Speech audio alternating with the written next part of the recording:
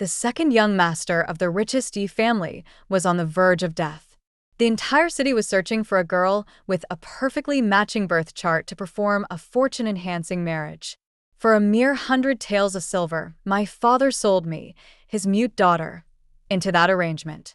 On our wedding night, the barely breathing second young master urged me to run away, because he didn't want to drag me down into the grave with him. But I looked him in the eye and spoke for the first time in my life.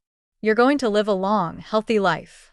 And later he really did live to a ripe old age. Because every wish I speak aloud always comes true. 01.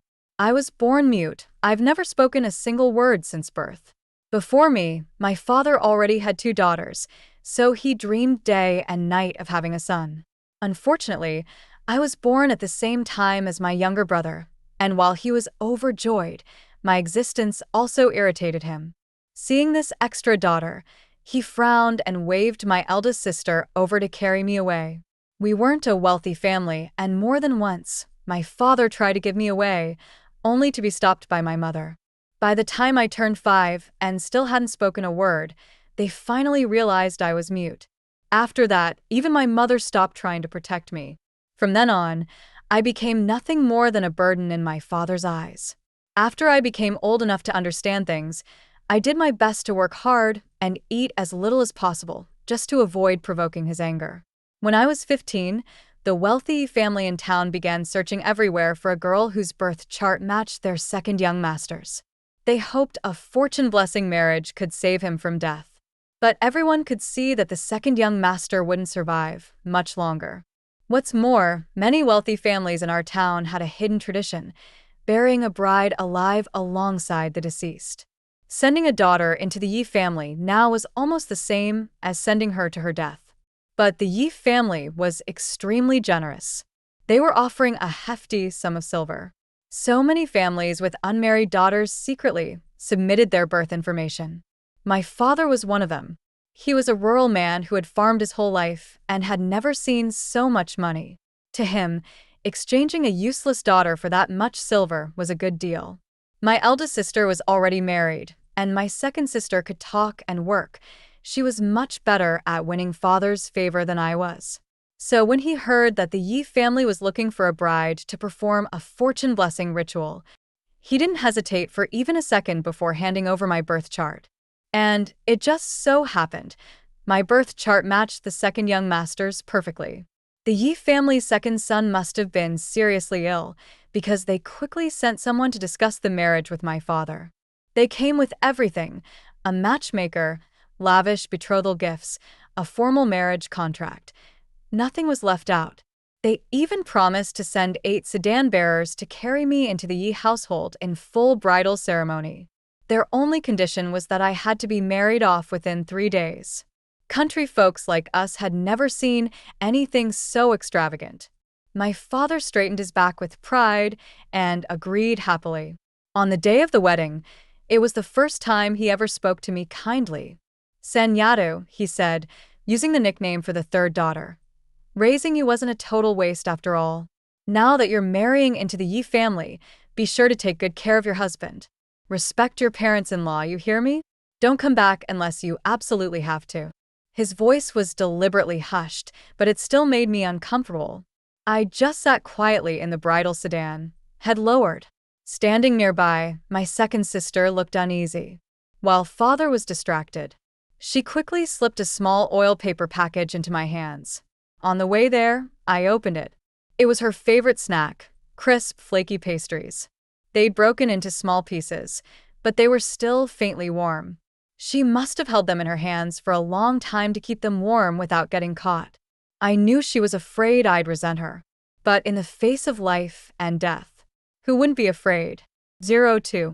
To give me a proper sense of dignity, the Yi family went all out with decorations, lanterns, banners, and red silk everywhere. Second young master Yi Jingji was truly too sick to get out of bed, so the Yi family had his elder brother stand in for him during the wedding ceremony. At least they didn't use a rooster in his place. After the ceremony, I was helped into the bridal chamber. As we passed through the courtyard, I discreetly tugged up the edge of my veil and took a quick peek outside. Right in front of the door, covered in red silk, stood a massive coffin. My steps faltered. I let out a quiet sigh. So the rumors were true. That coffin really was big enough for 2 people. Once inside the bridal chamber, they helped me sit on the bed. Everyone present bowed in the direction behind me. Second young master. I tilted my head slightly. His breathing behind me was faint, but I could feel him struggling to sit up. Cough, cough. Everyone leave us. Once the door closed, the room fell suddenly silent. Then my veil was lifted, and a pale yet gentle face appeared in front of me. I froze.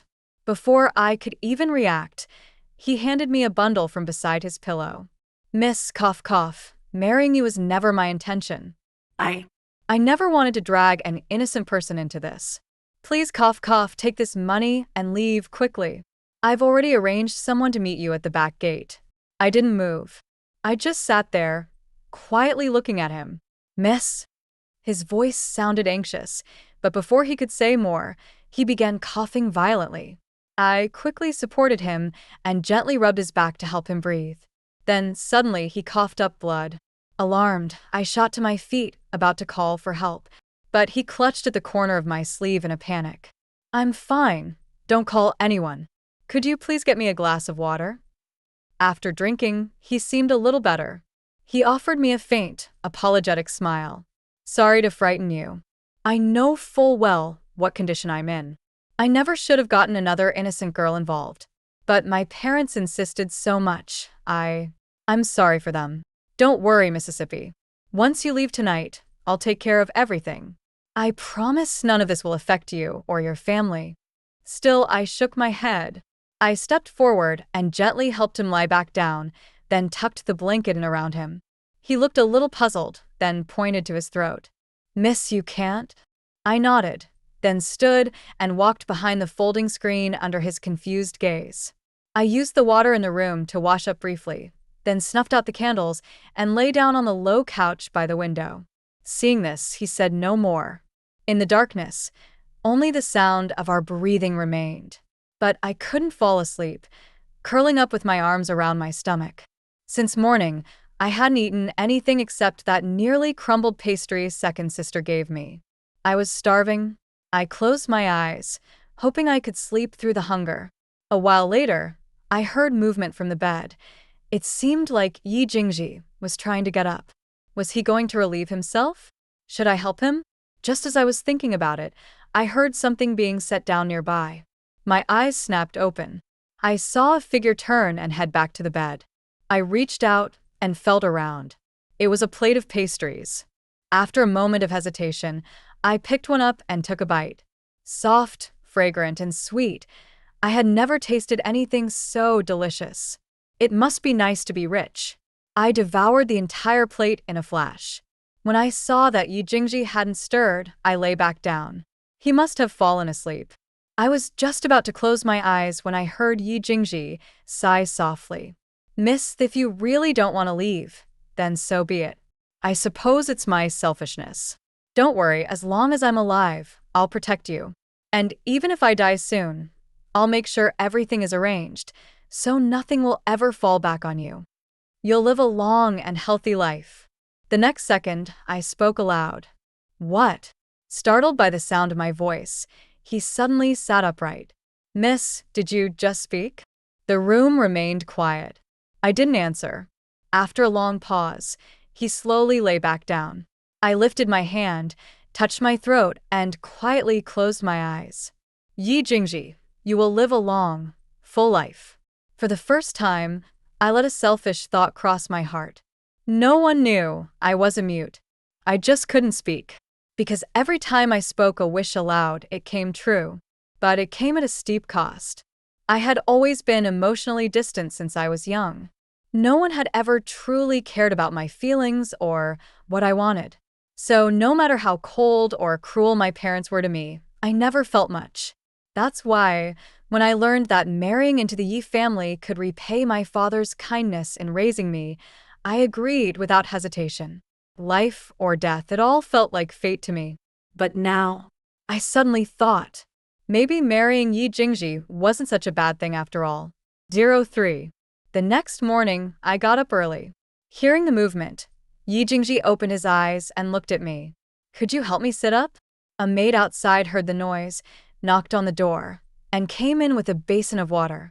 When they saw the second young master sitting at the edge of the bed, their expressions showed clear surprise. After helping him wash up, I was about to head out to serve tea to my in-laws when the man behind me called out, "Jiqiu, I'll go with you." Jiqiu. He actually knew my name. Thanks to my younger brother, I wasn't casually named like my older sisters, Xiaochun and Erhua. Instead, I was given the name Gu Jiqiu. My father had paid a scholar from town to give my brother a good name, Gu Yanli. And maybe because the scholar knew we were fraternal twins, he threw in the name Jiqiu for free. And so, I became Gu Jiqiu. He must have seen my birth chart and name slip, I figured. Since I didn't respond for a while, he had no choice but to call in a young servant from outside to help him up. Seeing this, I reluctantly stepped forward and supported him myself. On the way there, the household servants we passed all looked visibly shocked. And that shock continued all the way until we reached his parents' courtyard. My mother-in-law came from a noble background and had been pampered all her life after marrying into the Yi family. That was, until she gave birth to a sickly son. No one's life can be smooth forever. She had likely shed a lifetime of tears for the son who could pass away at any moment. Before we even stepped through the door, a graceful, elegant middle-aged woman rushed toward us. She hurried to Yi Jingji's side, her face full of worry. "Jingji, didn't I tell you to stay in bed and rest? Why are you up?" Yi Jingji gave a faint smile and reached out to take my hand. He bowed with me to the woman and the middle-aged man standing behind her. "Please don't worry, mother. I'm already feeling much better. I'm sorry for making you both worry. Jiqiu, these are my parents." I snapped back to attention and quickly bowed to my in-laws. My mother-in-law finally came to herself and stepped forward excitedly to grab my hands. "What a good girl. Marrying you was the best decision ever. Jingji can even get out of bed now." No one had ever greeted me with such warmth. For a moment, I was flustered. "My lady." My father-in-law spoke up, gently cutting through her enthusiasm with a helpless tone. "Oh, right, the meeting gift. Look at me. I almost forgot." She quickly turned and picked up a box from behind her. "Jiqiu, this jade bracelet was given to me by my mother-in-law when I married into the family. Now I want to give it to you." I glanced at Yi Jingji beside me, and he gave me a slight nod. I accepted it and immediately bowed to express my gratitude. Then my father-in-law handed me another wooden box. "Child, this is the deed to a few shops in the southern part of the city. As long as you take good care of Jingji, the Yi family will not treat you poorly." The gift was far too generous. I hesitated and didn't dare accept it, but Yi Jingji reached out and took it for me. Then I thanked father on Jiqiu's behalf. I quickly bowed again. My father-in-law nodded at me, then looked back at Yi Jingji, unable to hide his joy. "Come, sit and have breakfast. There's an issue with the shops in Jiangnan. Your brother left early this morning to handle it. When he returns, he'll come meet you both. He'll be overjoyed when he hears your health has improved." 04.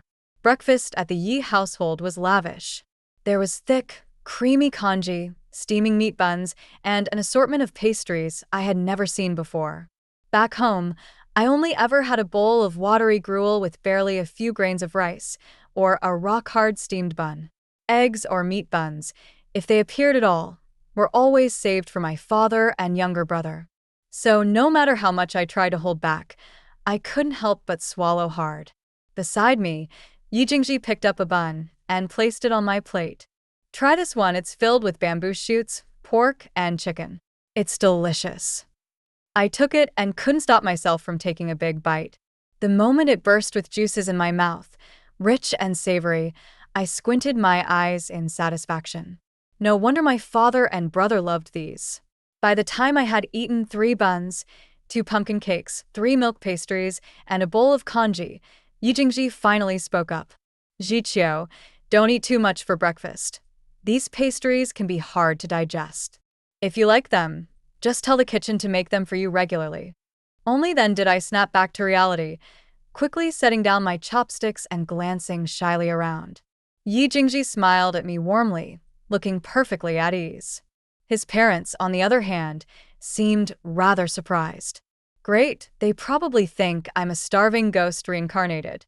Compared to Yi Jingji, who had only eaten half a bowl of congee and a small piece of pastry, I had clearly eaten far too much. But he barely ate it all. My father and brother needed 3 or 4 big buns every meal. If we weren't so poor, they could have downed 10 meat buns easily. Still, I noticed his parents weren't displeased. In fact, their eyes were full of delight. So I simply lowered my head. It really was strange. After breakfast, Yi Jingji looked tired. My mother-in-law quickly asked me to accompany him back to his room. It seemed that short walk had drained a lot of his strength. Once we returned, he lay back in bed with his eyes closed, breathing heavily. I thought for a moment, then turned and went to the kitchen. Inside, a group of maids were chattering away. Did you hear? Second young master was able to get out of bed today. Seriously? Maybe it's just a last burst of energy before death. I saw it with my own eyes. It's real. This morning, he walked with the new second young madam to serve tea to the elders. He looked a lot better, too. I'm telling you, this fortune-blessing marriage might have really worked. Well, I wouldn't be so sure. The second young master's been sick since birth. So many doctors have seen him. All said there's no cure. If marriage could fix it, why didn't they arrange it sooner? Who'd willingly send their daughter into a house just to become a widow? Especially with that weird requirement for matching birth charts. My mom said if the second young master dies, the new bride might have to be buried with him. TSK, that's just throwing away a life. Our madam's family is powerful. Her father's a prefect. What is there to be afraid of? But I heard the new second young madam is from a dirt-poor family. Her father practically begged to send her here. Let's be real, if the second young master weren't sick, she'd never have had a chance. If he actually recovers, that's the real shame. He's so handsome and talented, and now he's stuck with some country bumpkin, and a mute one no less. I bet he's regretting it already. You sound jealous. If you felt that way, why didn't you marry him yourself? No thanks. I'm not marrying a man who's about to die. What good is money if you don't live to spend it? Standing outside the door, I clenched the edge of my sleeve without realizing it. Then, I pushed the door open. The chatter inside stopped abruptly.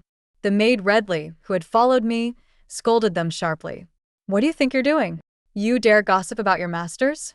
Do you all have a death wish? Then she turned to me with a gentle tone. Second young madam, they're just young girls. Please don't take it to heart. I looked up at Redley. Though she spoke as if asking for my opinion, it was clear she had already made the decision for me. I glanced around the room. Though the maids were putting on respectful expressions, their eyes were full of disdain. Just like the way my father used to look at me, full of contempt and disgust. To them, I was nothing more than a mute country girl. If it hadn't been for my matching birth chart, I wouldn't even be on the level of a scullery maid in the Yi household. I ignored Redley and walked straight toward the stove. At breakfast, I noticed Yi Jingji seemed to have very little appetite. If he didn't eat, how could he recover? It was fine, I was best at cooking. Ever since I could remember, I'd been the one preparing meals at home. During the days when my mother was sick, she only had the strength to eat the simple meals I made. Yi Jingji was still far too thin. I had to find a way to help him gain some weight. I stayed busy in the kitchen all morning. When it became clear I wasn't going to run off and complain, the maids slowly dispersed. A few braver ones stayed nearby, watching me from a distance. 2 hours later, I carried a tray of soup and dishes to the courtyard. But just as I reached the door, Redley stopped me again. Second young madam, there's already someone in charge of the young master's meals. And besides, he won't be used to the kind of food you make. You should just eat it yourself somewhere else. Her words were downright rude. I didn't move. I just stood there, silently looking at her. Creak, the door opened. Yi Jingji appeared, looking at me curiously. Jiqiu, why aren't you coming in? Before I could respond, Redley jumped in. Second young master. Second young madam didn't like the food we prepared for her. She insisted on cooking for herself. She was just heading to the side room to eat. As she spoke, she turned to me with a smug, triumphant look in her eyes. I didn't look at her. I simply held up the tray of food toward Yi Jingji. His eyes widened in surprise. Then he smiled in sudden understanding. You made this for me? I nodded with a smile and walked into the room. Redley has overstepped her bounds. Go inform my mother.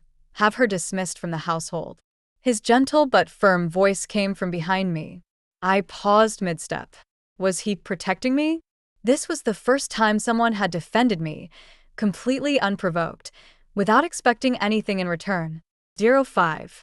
After laying out the dishes, I helped Yi Jingji to the table and eased him into a seat. This soup, did you use lily bulbs?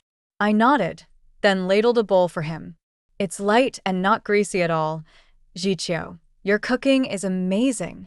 I made a simple hand gesture. I'm glad you like it. He set down his bowl and turned to ask me, Jiqiu, do you know how to read? I shook my head. A village girl like me had no right to learn letters. Even in families with a bit of money, only the boys were sent to school. Jiqiu, let me teach you. My eyes lit up. Could I really learn to read and write?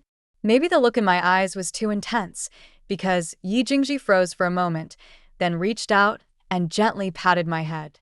From now on, I'll teach you to read, and you can teach me sign language, how about that? That way, I'll always know when you're happy or upset and why. Jiqiu, you're the second young madam of the Yi family. You don't need to endure anything anymore. No one in this house is allowed to bully you. I stood there dazed. Honestly, I'd never taken Redley's behavior to heart. Compared to the insults and ridicule I'd endured all my life, that was nothing. I knew many people in the Yi household didn't like me, especially now that Yi Jingji seemed to be recovering. But so what? They didn't dare curse me to my face or throw me out, and they couldn't stop me from doing anything. So why not just act like I couldn't hear them like I always had? But now, hearing Yi Jingji say that, I couldn't help the sting in my eyes. A wave of emotion welled up in my chest. Yi Jingji. I repeated his name silently in my heart. That day, he only ate half of what I made, but judging from the stunned looks of the servants, that was already unbelievable. I frowned, looking at the leftover food. He coughed up blood on our wedding night. I have to ask the doctor. I couldn't nourish him too much all at once. In the days that followed, I cooked all sorts of meals for him and took walks with him. And he never had another episode. Not only did he put on some weight, but his complexion grew noticeably rosier. At some point, the coffin that had once sat in the courtyard quietly disappeared. The maids in the household started to envy my good fortune. When my mother-in-law found out what Redley had done, she called me into her room in private and pressed a box of jewelry into my hands. Jiqiu, keep all of these. See if there's anything you like. If not, I'll take you to pick out new ones. Don't worry, so long as I'm here, no one in the Yi family will ever mistreat you. Jingji's health is still fragile, so on the day you visit your parents, I'll go with you. It was our oversight. We were too focused on Jingji's condition and forgot to prepare for your return visit. My eyes widened. Return visit? After marrying into the Yi family, I never thought about going back. That home, I never wanted anything to do with it again. I had already repaid everything I owed. Besides, when has a mother-in-law ever accompanied her daughter-in-law back to her family home? Was that even appropriate? Before I could decline, she was already bustling about making arrangements. Early that morning, Yi Jingji accompanied me to the front gate. I'm sorry, Jiqiu, for everything you've had to endure. I squeezed his hand and shook my head. Yi Jingji, you never have to apologize to me. My mother-in-law lifted the curtain of the carriage and teased. All right, I'll have her back by noon. I won't lose your wife. My face flushed red instantly. Yi Jingji held my hand tighter and nodded toward her. Thank you, mother. My father clearly hadn't expected me to return alive. When the carriage stopped at our front gate, the courtyard was empty. I got out and stepped inside before he finally came out yawning from the house. When he saw me, His face immediately darkened. Sanyato, what are you doing back here? So you ran away, huh? You little wretch. Trying to get me killed? If you want to die, do it out there. Don't drag your father down with you. As he yelled, he raised his hand, ready to strike me. Stop. My mother-in-law quickly stepped in front of me and shielded me. Jiqiu is now the daughter-in-law of the Yi family. She is not someone you can hit just because you feel like it. My father's expression changed instantly. His hand froze midair. And you are, Lady Yi. My mother-in-law had been raised with privilege since birth. She had never seen a father treat his daughter like this. Furious, she made up her mind then, and there to stand up for me. She didn't answer him. Instead, she turned to me and smiled warmly. Don't be afraid. Uncle Qin, bring the gifts in. Behind her, the Yi family steward, Uncle Qin, led servants as they began unloading the carriage. Box after box of gifts piled up in the small courtyard. My father's face quickly turned to one of forced cheer. Oh, in-laws, this is all a misunderstanding. This girl's just young and foolish. I was only afraid she'd do something shameful and embarrass your family. My mother-in-law gave a faint smile. Jiqiu is doing just fine. You've worried unnecessarily. Now that the visit's been made, I trust you'll uphold your promise. From now on, Jiqiu is a daughter-in-law of the Yi family, nothing else. Without waiting for a reply, she took my hand and turned to leave. Come, let's go home. My heart warmed, and I nodded with red eyes. I knew my in-laws treated me well because my arrival had coincided with Yi Jingji's recovery. But no matter the reason, they gave me something I had never felt before: love and protection. So this is what it feels like to have a home. After leaving the Gu household, my mother-in-law didn't take me straight back. Instead, she brought me to Xiangman Lu, a well-known restaurant. Jiqiu, this place has the best crab tofu in town. Today, just the two of us girls are going to enjoy a proper meal. After we eat, I'll take you shopping. Let's pick out some nice jewelry and clothes. You always dress so plain. Young girls should wear brighter colors. You'd look so much prettier that way. Before I could refuse, she pressed down on my hand. No saying no. A gift from your elders mustn't be declined. Be good. I broke into a wide grin and signed a thank you with my hand. She blinked, then muttered softly. I really need to find a good doctor to see about her muteness. What if it can be cured? Such a nice girl. Not being able to speak, anyone could take advantage of her. I suppose I should start learning some sign language myself. Otherwise, I'll seem like I'm the one doing all the talking.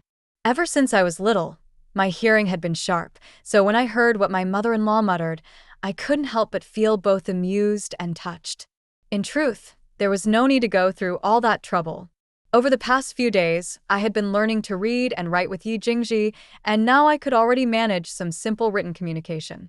So, during the meal, I found a way to borrow a brush and some paper from the shopkeeper. After writing a few words, I handed them to my mother-in-law. Thank you, mother. Her eyes instantly turned red. She grabbed my hand tightly, her voice choking up. Jiqiu, it's me who should be thanking you. And I owe you an apology, too. We insisted on marrying you into the family because I had my own selfish reasons. That marriage for luck, it was our family's last hope. More than that, I couldn't bear the thought of my son dying alone. I know you must have heard the rumors. People said we weren't just looking for a bride to bring good fortune, but for a companion in the afterlife. I won't lie. In the beginning, I did consider it. I ask you to forgive a mother for acting irrationally out of grief when facing the loss of her child. Jiqiu, you're a wonderful girl. I've long since abandoned those thoughts. In the future, no matter what happens to Jingji, whether you want to stay or go, the Yi family will never stop you. Jingji is a pitiful child, and a good one. It was because I mistakenly took the wrong medicine during pregnancy that he was born weak and sickly. But he's never blamed anyone for it. If heaven truly requires someone to bear punishment, then let it be me. As long as Jingji can be well. These past years, he has suffered so much for his treatments. Jiqiu, I beg you, Please try to make him happy. I can see it, he's different with you. Since you arrived, he's been eating more, and his father and I have never seen him so at ease and joyful. I blinked, feeling a twinge in my chest. So in this world, there were parents like my father, who used their children as tools for profit. But there were also mothers like her, who would give everything unconditionally for their child. Only such love could raise someone as gentle and warm as Yi Jingji. I nodded and squeezed her hand tightly in return. Just like Yi Jingji's, her hand was warm. By the time we returned to the Yi residence, it was already late. When I entered the room, Yi Jingji hadn't gone to sleep. He was leaning against the headboard reading a book. When he saw me, he waved me over. "You're back. Did you have a good day?" I walked over, straightened his quilt, and signed to him. "It's cold at night. Be careful not to catch a chill." He gave a helpless smile, then nodded. "My mistake. I'll be more careful next time." Looking at him, I suddenly felt a burst of courage.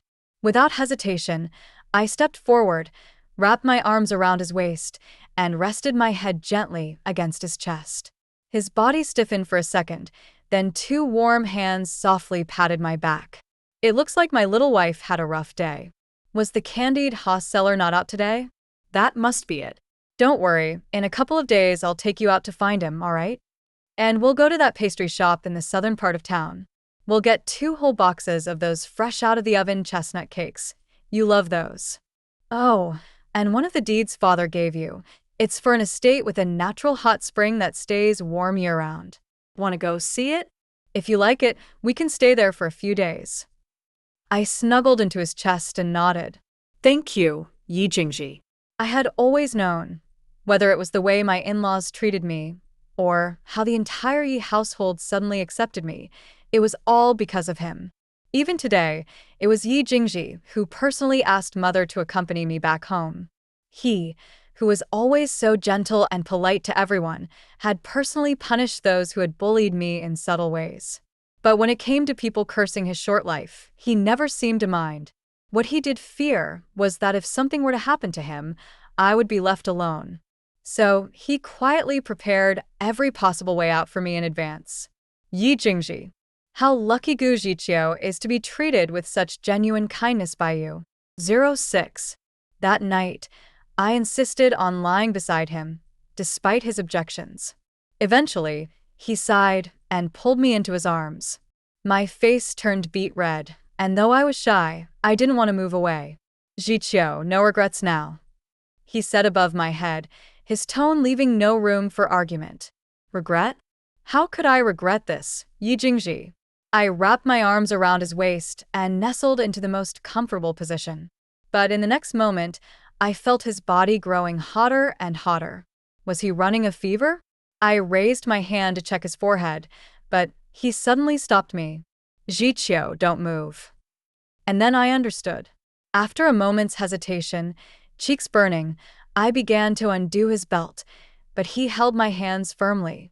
He was slightly out of breath, and his voice had turned hoarse. "Not yet. It's still not the right time." I blushed and moved away. Right, his body hadn't fully recovered. He still needed more time to heal. Over the next 6 months, Yi Jingji never fell ill again. Apart from catching the occasional cold during the change of seasons, he was no different from a healthy man. As his health returned, so did the brilliance in him. People in the city no longer called him a sickly man doomed to an early death. Now, they spoke of him as the elegant, talented second young master of the Yi family. Families with daughters began to harbor other thoughts. In their eyes, I wasn't worth worrying about. Just a mute girl from the countryside. How could someone like me deserve the title of the second young madam of the empire's most prestigious merchant family? Not only had Yi Jingji regained his health in the past 6 months, but the Yi family had also risen to the top, becoming the most powerful imperial merchant family in the nation. While Yi Jingji was known for his intellect, his elder brother Yi Hanji was a natural-born businessman. In just 3 years since the Yi businesses were passed to him, he had taken the family from being the wealthiest in the city to the most powerful merchant clan in the entire empire. Even my father began sending message after message, trying to push my second sister into the Yi household as well. Of course, compared to me, who is stubborn and unyielding, my second sister was far easier to control. But I was no longer the old Gu Jiqiu. Any debt of gratitude for raising me had already been repaid the moment I married. During those months, Yi Jingji not only taught me to read and write, but also taught me how to manage a business. I realized that even though his health was improving, he was still working hard to make me someone who could stand on my own. In a world where women were expected to rely on men, Yi Jingji's mindset and actions were nothing short of revolutionary. He never asked about my past, only tried to make up for all the love I had missed. He didn't just teach me how to be good to others. He was teaching me how to be good to myself. So, I couldn't afford to be the one holding him back. More and more young women began to show up in front of me, trying to provoke me. Perhaps because I couldn't speak, they tested their boundaries again and again, and their words became more and more vicious. One day, while I was inspecting one of our shops, I was blocked at the door by Mu Ko, the county magistrate's daughter. "So you're Gu Jiqiu?" I gave her a polite bow. She sneered. "Oh, right, you're mute. A mute country girl, no less. You look so pitiful. How could someone like you be worthy of the second young master of the Yi family?" "She doesn't have to worry about that," a familiar voice said from behind me. Yi Jingji walked over, gently draped a white cloak over my shoulders. 07. It's cold. You should dress warmer when you go out. I smiled up at him, comforted, and reached to take his hand, wanting to head home together. But he stayed rooted in place. "Jiqiu, wait for me a moment." I looked at him in confusion as he walked up to Mu Ke. "Miss, though my wife can't speak, she's never caused trouble for others. If she's offended you in any way, you can come directly to me or any member of the Yi family. We will make things right. But if someone is deliberately taking advantage of her silence, thinking she can't speak up when wronged, then I won't turn a blind eye. Whoever it is, there will be consequences. Also, while we're here, there's something I'd like to make publicly known. The Yi family has always upheld a family rule. Our sons may take only one wife, never concubines. And as for me, Yi Jingji, no matter what happens in the future, there will only ever be one wife, Gu Jiqiu." Mu Ke's face darkened. She pointed at me and snapped, "Yi Jingji, do you know what you're saying? She's not even worthy of being my maid, yet you chose her." Before he could respond, I stepped forward and gripped his hand tightly. Yi Jingji turned and smiled gently at me. "At the very least, she's kinder and more capable than you. Miss Mu, I've been polite today. Please mind yourself and don't bother my wife again." His words were blunt, and even Mu Ke, arrogant as she was, couldn't take it. Face flushed, she stomped her foot and ran off. I looked at Yi Jingji with concern. After all, it was unwise to go against government officials. He flicked my nose lightly and grinned. "Don't worry. Even if we're merchants, we're imperial merchants. They wouldn't dare touch us. Now, guess what I bought you?" With that, he pulled a piping hot roasted sweet potato from his sleeve. I couldn't help but laugh. Ever since I secretly roasted one for him, he'd become obsessed, bringing it up every few days. I took it, peeled back the skin to reveal the golden flesh inside, and held it to his lips. He took a bite, tugging at my sleeve like a spoiled child. "It's not as good as the ones you make. If I could eat your roasted sweet potatoes for the rest of my life, I'd be the happiest man alive." "Yes." The word slipped out before I could stop it. His eyes lit up with joy. "Jiqiu, you spoke again." But a second later, worry crept into his expression. "My love, maybe you shouldn't speak so easily next time, all right?" It was as if he knew something. Whenever my mother-in-law suggested finding a doctor for my condition, he always had an excuse to turn it down. If I ever had a headache or a slight fever, he reacted as if facing a life-or-death crisis. Yet he never pushed me for answers. Just like he never questioned why his health had miraculously improved since our marriage. It became our unspoken secret. When I speak a wish aloud, it always comes true. Jevingzi. I would burn my own life away to rekindle the flame that was supposed to go out in you. And the price? You've already paid it to me. Epilogue. That night, after we returned home, we finally consummated our marriage. Afterward, he held me in his arms, his gaze filled with anticipation. Jiqiu, do you want to see the world outside? I looked at him in surprise.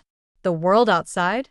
When I was younger, I used to hear my brother talk about all kinds of places. The water towns of Jiangnan with houses built over rivers, the vast deserts where sunsets stretch endlessly, the snowy mountains covered in white all year round. I've talked it over with my parents. None of us ever got the chance to leave home. But now that heaven has granted me a second life, why not live it differently? Jiqiu, let's go see it together, shall we? A second life. Yes, that's what it was for me too. Without hesitation, I nodded. Yes. Let's go see it, together. Yi Jingji's side story. When I first learned my mother planned to find someone to marry me for the sake of bringing luck, or even be buried with me, I was firmly against it. But when she collapsed in front of me crying, I couldn't bear it anymore and finally nodded. If I die, let the girl go.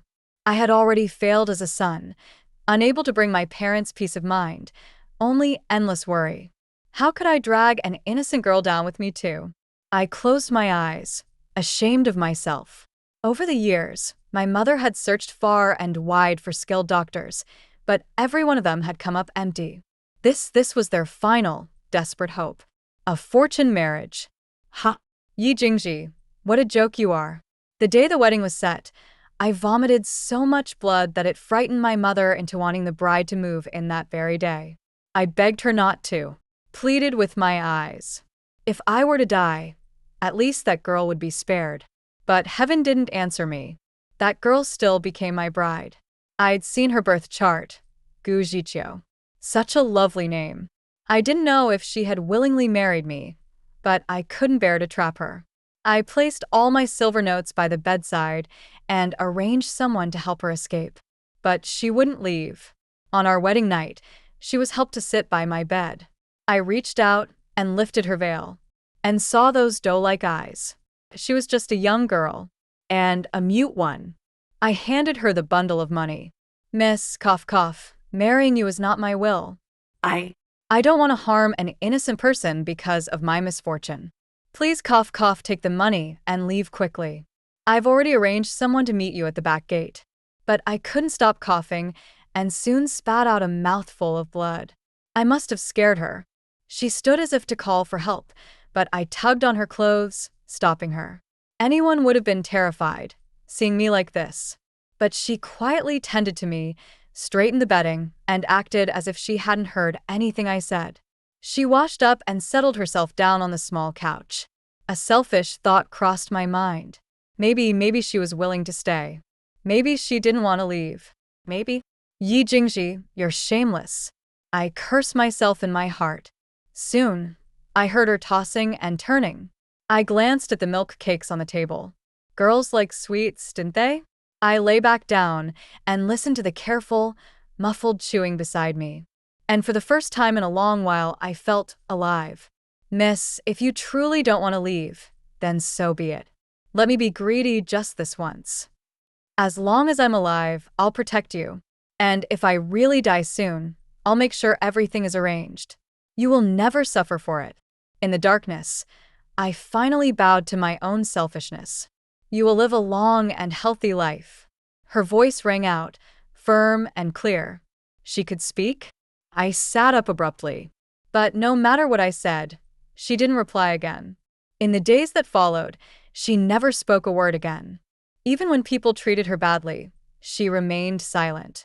I remembered how even my younger cousin used to cry and complain if she so much as tripped on a rock. But Jiqiu? She took every slight with calm silence. How much pain had she suffered in her life? Even the lowliest servant dared to sneer at her. Yes. If someone had protected her before, she wouldn't have ended up with a dying man like me. If no one else will be good to her, then you must be the one. And somehow, perhaps because of this fortune marriage, my illness really began to improve. Even my mother could hardly believe it After all those years and so many doctors, nothing had ever worked before. But my instincts told me this had everything to do with Jiqiu. Yuanqi, a highly respected monk and one of my few close friends, had exceptional medical skills. But even he had been helpless in my case. When he came again to check on me, he was speechless. Upon learning about Jiqiu, he fell deep into thought. Jingji, he said slowly, perhaps I finally understand. There are people in this world born with extraordinary gifts, gifts that defy the laws of heaven. But such power comes at a price. From what you've described, this Miss Jiqiu may possess the ability of Kodadama, a gift where whatever is spoken becomes reality. And those who bear this gift are often born mute. To speak is to will it true. But the cost is immense. The cost? I panicked. Master, what kind of price are we talking about? He shook his head. I don't know. But given how rapidly you're improving, it must be that she did it willingly, wholeheartedly. Jingji, you must treasure her with all your heart. Jiqiu. Gu Jiqiu. I clutched my chest and murmured her name under my breath. Yi Jingji, how could you ever deserve her love? The door creaked open.